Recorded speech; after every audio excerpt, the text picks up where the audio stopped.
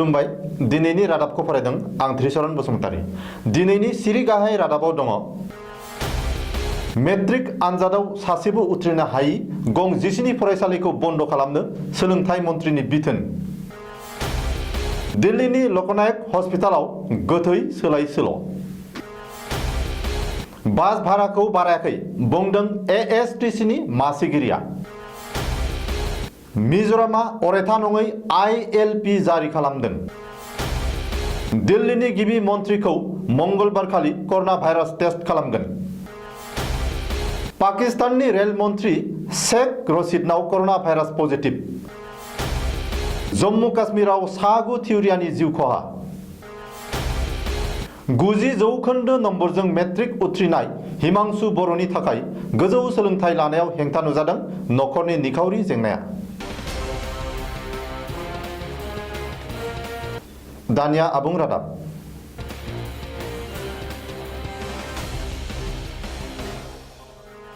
शनिबारखालि फोसावनाय मेट्रिक आरो हाई माद्रासा आनजादाव सासेबो फरायसाया उथ्रिनो हायि गं 17 फरायसालिखौ 24 घन्टानि गेजेरावनो बन्द खालामनो बिथोन होदों आसामनि सोलोंथाइ बिफाननि मन्थ्रि डक्टर हिमन्त बिश्व शर्माया।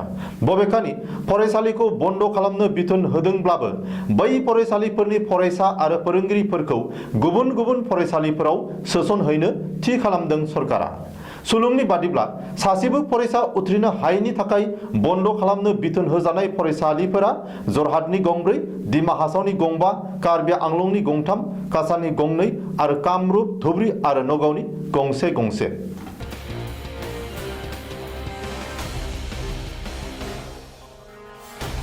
दिल्लीनि लकनायक हस्पिटालाव कर'ना भाइरासजों थैनाय 2 सुबुंनि गोथैया सोलाय सोल' जादों। बबेखानि हस्पिटालाव कर'ना भाइरासजों थैनाय 2 सुबुंखौ नखरनो गथायनाय समाव सोलाय सोल' जायो। सुलुंनि बादिब्ला सानैबो गोथै सुबुंनि मुङा मइन उद्दिनमोन। सानैनिबो मुङा एखे जानायलाय गोथैखौ गावबागाव नखरनो गथायनायाव सिनायनो हायाखिसै। बेराफारसेथिं नखरारिया गोथै देहानि मोखांखौ नुनानै गावनि न'नि नङैयाव सोमोनांगौ जायो। उनाव सासे मइन उद्दिननि बिदा एजाजुद्दिना गुबुन सासे मइन उद्दिननि नखराव खौरां लाहरनायाव गोथैखौ फबबायमोन होनना मिथियो। जाहोनाव आंगोनि गोथै सोलेरखौ नुनाय जायाखिसै।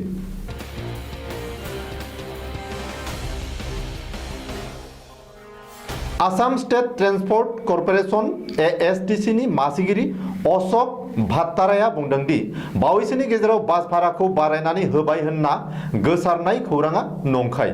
खायसे खौरांनि गेजेरजों खायसे मानसिफोरा बास भाराखौ बारायबाय होननानै फोसावनाय खौराङा नंखाय होननानै बिश्वनाथ सारियाली साइरकुट हाउसआव जानाय मोनसे प्रेस बिबुंसानि गेजेरजों एएसटीसीनि मासिगिरि अशोक भाट्टाराया रोखायै फोसावनानै होदों। खौरांगिरिफोरनि सिगाङाव भाट्टाराया रोखायै बुंफोरनानै होबावदों दि एएसटीसीनि बिथिंनिफ्राय बास भारा बारायनानै जेबो बिथांखि फोसावनाय जायाखै। बबेखानि दावबायारिफोरनिफ्राय सोरबाफोर नांनायनिख्रुइ बांसिन बास भारा लादोंब्ला बेनि बागै थाबैनो पुलिसनो फोरमायथि है आरो अजद हो होननानै बुंबावो।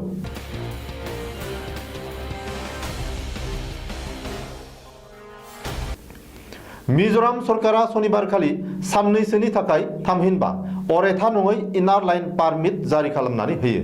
लकडाउननि थाखाय गुबुन गुबुन रायजोनिफ्राय मिजोरामाव हाबफिननायफोरनि थाखाय बे आईएलपीनि खान्थिखौ जारि खालामदों मिजोराम सरकारा। मिजोराम सरकार नखर बिफाना मोनसे नटिफिकेशननि गेजेरजों आईएलपी फोसावनानै होयोदि मिजोरामाव हाबनायनि सिगां गोनांथार फोरमानलाइ दिन्थिनानै गनायथि मोननाय उनावसो मिजोरामाव हाबनो हागोन। मख'थावदि मिजोरामा 15 साननि थाखाय बाहायनाय बे आईएलपी खान्थिखौ मावफुंनायनि मावख'आ गोदान दिल्ली, कलकाता, गुवाहाटी, मुम्बाइ, शिलं आरो सिलचराव थागोन होननानै फोसावनानै होदों।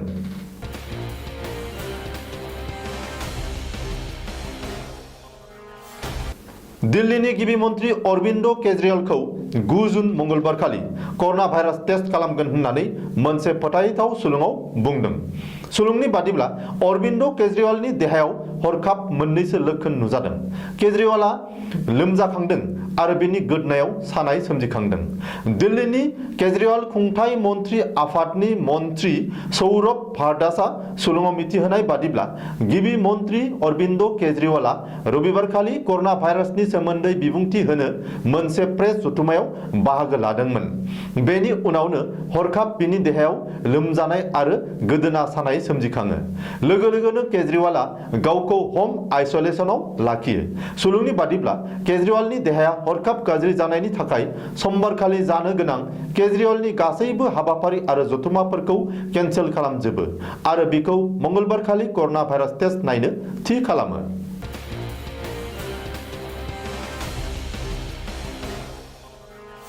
पाकिस्ताननि आगु गाहाय मन्त्रि शाहिद खान आब्बासिनाव कर'ना भाइरास पजिटिभ मोननाय उनाव पाकिस्ताननि आथिखालनि रेल मन्त्रि शेख रशीदनावबो कर'ना भाइरास पजिटिभ रिपर्ट मोनदों। पाकिस्तान रेल बिफाना सुलुङाव मिथिहोनाय बादिब्ला बिसोर सानैखौबो 14 साननि थाखाय आइसोलेसन खालामबाय। मोनसे समाव भारतखौ गाग्लोबनो हुमखि होग्रा पाकिस्ताननि मन्त्रि शेख रशीदनि नखरारिया खौरां बिजोङाव मिथिहोनाय बादिब्ला रेल मन्त्रि शेख रशीदनि कर'ना भाइरास पजिटिभ रिपर्टखौ रबिबारखालि मोननो हायो। मख'थावदि पाकिस्तानाव कर'ना भाइरासजों दिनैसिम सा 2060 नि बांसिन सुबुं थैबाय।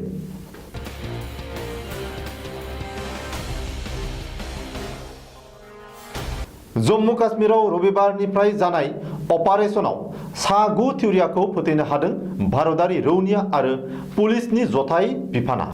जम्मु काश्मीरनि डिजिपि दिलबाग सिंहआ सुलुङाव फोरमायनानै होनाय बादिब्ला साननैनि गेजेराव हिजबुल मुजाहिद्दिननि सा 9 सोद्रोमाखौ गावथारनो हायो, जेराव 3 कामान्डार थाखोनि सोद्रोमाबो दङ। जम्मु काश्मीर पुलिस बिफाननि रिपर्ट बादियै थांनाय सप्तासेनि गेजेराव जम्मु काश्मीराव सा 22 थिउरियाफोरखौ फोथैनो हाबाय, जेराव सा 6 कामान्डारबो दङमोन।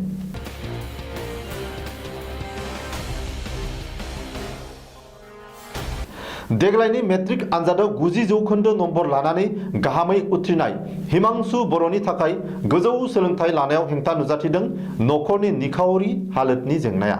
उदालगुरि जिल्लानि भेरगावनि कासियासुबा गामिनि थागिबि बाबुराम बर' आरो सान्ति बर'नि फिसाज्ला हिमांशु बर'आ गासैबो आयदायाव लेटार नम्बरजों गासै 541 नम्बर थामहिनबा 90.16 जौखोन्दो नम्बर लानानै मेट्रिक आनजादखौ गिबि थाखोआव उथ्रिदों। भेरगाव उच्च विद्यापीठ फरायसालिनिफ्राय बर' बिजोंजों फरायनानै उथ्रिनाय हिमांशु बर'आ बिगियान आयदायाव फरायनानै इयुनाव सासे इन्जिनियर जानायनि सिमां नुदों। नाथाय हाजिरा मुजिरा मावनानै जाग्रा बिनि बिफाया सासे बेंगुरा सुबुं आरो नखरा आंखालजों भुगिनांनाय। बबेखानि साहा बागानाव सापात खानानै मुजिरा मावग्रा हिमांशु बर'नि बिमाया फिसानि इयुन सोलोंथाइ लानायाव सोरबाफोर सुबुं अनसायगिरि बिथांमोना आवगायबोना मदद खालामोब्ला गोजोननाय मोनगोन होनना फोरमायनानै रायजो राजानि सेराव गंग्लायै आरज गाबदों। खौरां बिजोंनि मोगा-मोगिनि गेजेरजों हिमांशु बर'आ बिमा रावआव 82, सानखान्थियाव 90, समाज बिगियानाव 93, बिगियानाव 94, इंराजियाव 90 आरो जिअ'ग्राफियाव 92 नम्बर मोननो हादों मेट्रिक आनजादाव।